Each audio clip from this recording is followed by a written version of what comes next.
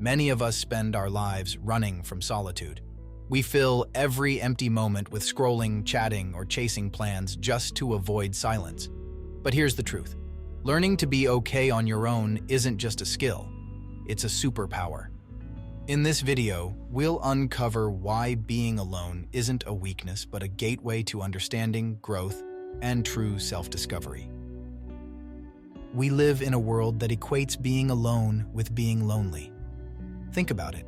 How many times have you seen someone sitting by themselves and thought, "Poor thing, they must be so lonely"?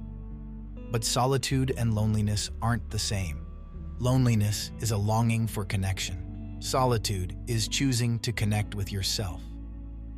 The challenge is that most of us are scared of being alone. It's uncomfortable, it's confronting, and so we avoid it at all costs. Let me ask you this. Have you ever had a moment where your phone died and suddenly it was just you and your thoughts?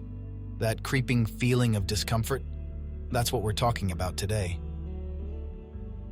Let's get real. Why are we so afraid of being alone?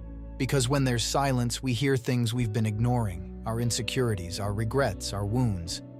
It's easier to drown those voices out with noise, with distraction. But avoiding something doesn't make it disappear. It just gets louder in the background, waiting for a quieter moment to resurface. Here's a fun thought. Turns out the only person you've been ghosting is yourself. Here's the thing. Solitude isn't about isolation, it's about presence. Imagine spending time with someone who knows you better than anyone else in the world. That person is you. When you sit with yourself, you give space for your inner voice to be heard. You start to understand your emotions, your dreams, and yes, even your fears. Solitude becomes a conversation, a chance to reconnect with who you are beyond the noise. When you embrace being alone, incredible things happen. Clarity. You start to see what truly matters and what doesn't. Maybe you realize that the job you've been chasing isn't what you really want. Strength. You realize you're capable of standing on your own without constant validation. Healing. The quiet gives you space to process pain and grow from it. Think of it like cleaning a cluttered room. At first it feels overwhelming, but once it's done, you can breathe again. It's important to recognize the difference.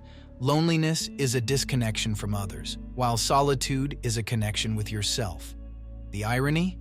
The more comfortable you are being alone, the less lonely you'll feel, even in a crowded room, because you carry your own sense of peace with you wherever you go. So how do you start? Set aside quiet time daily. Even 10 minutes can make a difference. Journal your thoughts. Writing helps untangle the chaos in your mind. Go for a walk without distractions. Leave your phone behind and just observe. Meditate. Focus on your breath and let the thoughts come and go without judgment. Silence retreat. If you feel ready, why not try visiting a silence retreat? Remember, it's not about doing solitude perfectly. It's about showing up for yourself. This is the turning point. When you stop fearing solitude and start embracing it, you discover a truth that changes everything. You're not alone because you're unwanted. You're alone because you're strong enough to hold space for yourself. The quiet stops being scary. It starts being beautiful. Being alone isn't a punishment, it's an opportunity, a rare chance to meet the real you. And in a world full of noise, that's a gift worth treasuring. So don't run from solitude. Lean into it. Listen to what it has to teach you. You might just find that you're your own best companion. And as you embark on this journey, remember that your strength grows every time you sit with yourself in the silence and simply breathe.